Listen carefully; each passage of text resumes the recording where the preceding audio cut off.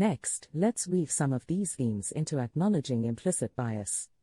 Implicit bias is a form of bias that occurs automatically and unintentionally, that nevertheless affects judgments, decisions, and behaviors.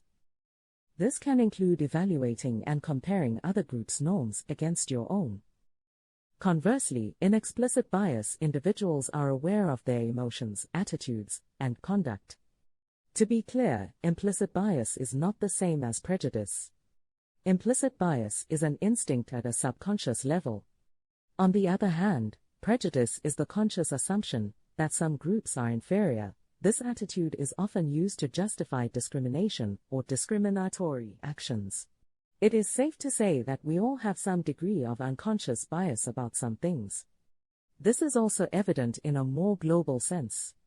For example, in healthcare, this could lead to unintended consequences, healthcare disparities, and inequalities. One way you might detect your own bias is by understanding allegiance to your ethnicity. Recognition of your own bias is the first step to being willing to understand other points of view. Acknowledging implicit bias must occur across all levels of healthcare practice, starting with adding curriculum in school through ongoing education opportunities.